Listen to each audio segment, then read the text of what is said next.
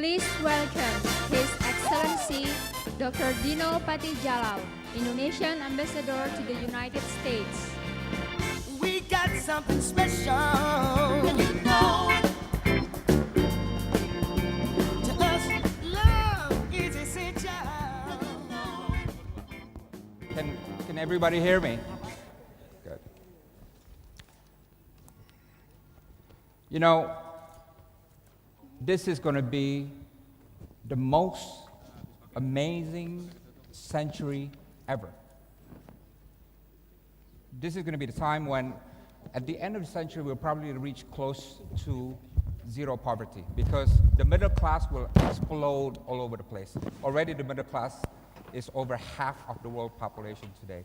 We're going to see a fourth wave of democratic expansion. We're going to see the proliferation of emerging markets throughout the world, not just in the number of dozens as there are now. The GDP of the world probably going to explode to about 1,000 trillion. We're going to have a cure for cancer. We're going to have a cure for HIV. Genomics is going to allow humans to live up to 100 or 120 years old. And we are going to live in the age of the individual, where people like you and me, or anybody out there, it's not just a number. You know? It's a name. It's a voice. It's a vote. It's an accomplishment. And it's a change agent. In that amazing century, the 21st century, there are three big questions that you and I have to answer. First, what does it mean to be an Indonesian in the 21st century? Now, let's look at the profiles of Indonesians. Let's look at this profile of 19th century Indonesian. He did not have land, he did not have a degree, definitely no education. He could not read. He was completely oblivious to the world outside him. He had no idea about the world. He did not have a voice. He did not have a vote. He did not have an ID. He didn't have a future. And he would die before 50 years old out of a disease that he could not afford. Let's look at the 20th century Indonesian. Looks slightly better.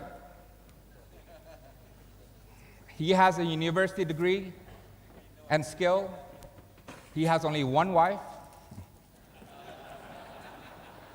He speaks 3 languages, which is Padang, where he came from, Indonesian, and English.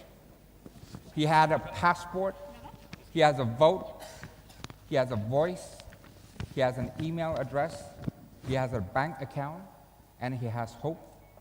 And he has me, because that's my father.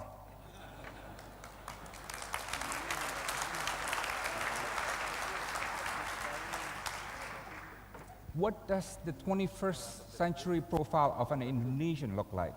Perhaps there's one suggestion. Let's look at the third profile. This is my favorite Indonesian, Tri Mumpuni. She is proud of her heritage. She's religious. She's educated. She studied in America and also in the best university in Indonesia. She's skillful. She's an innovator. She uses her knowledge to build energy-independent hydropower villages throughout Indonesia. She's competitive, she's not afraid of the world, and she understands the world and knows how to make the world work for Indonesia. I think she will live until 90 to 100 years old, and when she ends, at that age, by that time, she will do work that will affect tens and thousands of people.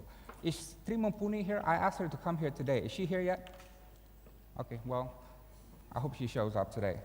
But, good. But I don't have an answer to what a 21st century profile of an Indonesian would be. But that is our job, to help paint it and create it, because it's an open book. It's an open question, and it has to be a different profile than 20th century Indonesian and 19th century Indonesian. The second question, how do we connect 45 and 21?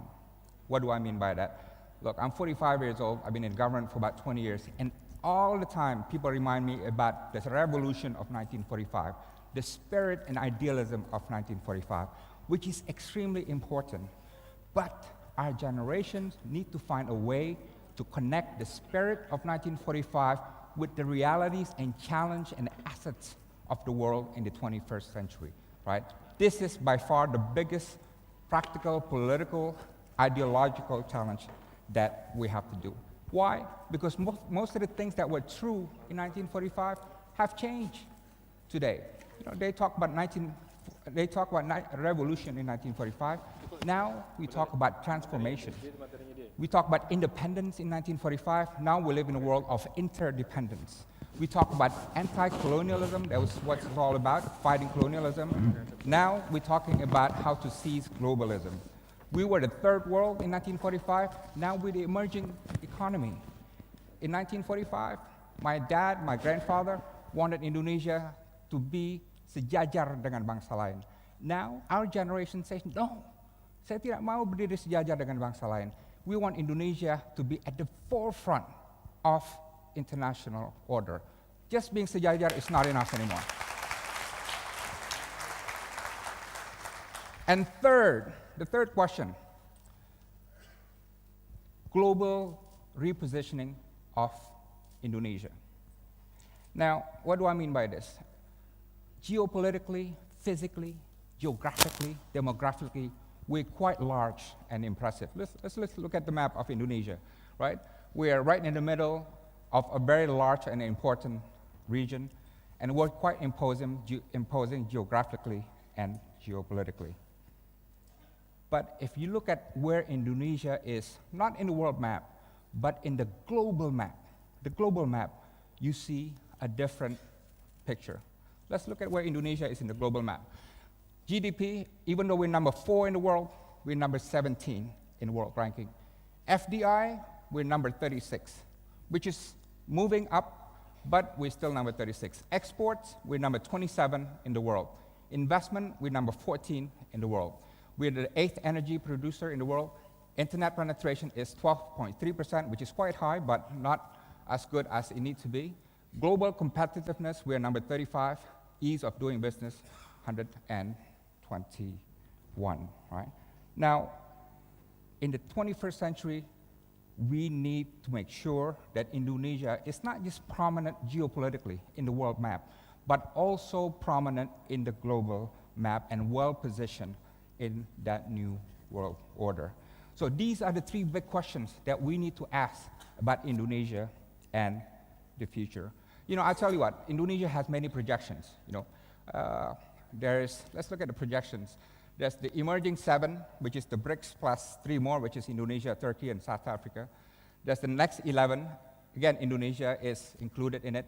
There's CHIVET, Colombia, Indonesia, Vietnam, Egypt, Turkey, and South Africa. There's MIST, there's 3G, the global growth generators. Zubair's going to talk about it. And Indonesia is in every one of these positive and great future projections. Feels good, right? Don't feel so good as yet. Why? It's not going to be a linear process from here to there. It's not going to be a straight line. The future of where we can be is not preordained. These projections are talking about what Indonesia can be in the next 30, 40 years, not where Indonesia is, where Indonesia can be. And history has given us a lot of examples where countries that seemingly was disrupted. So do not be complacent about these projections. There's one thing, if we want to get there, one thing that we need to do. We need to craft and develop what I would call ideologi keunggulan. All right? Now, I'm sorry for my non-Indonesian friends. I don't have a translation for that. Sorry, David. We tried, but there's no translation. You can ask for the person next to you. But what do I mean by this? For the last 60 years, Indonesians have been seized with ideologi persatuan. You know, since our independence, all our ideology is about unity.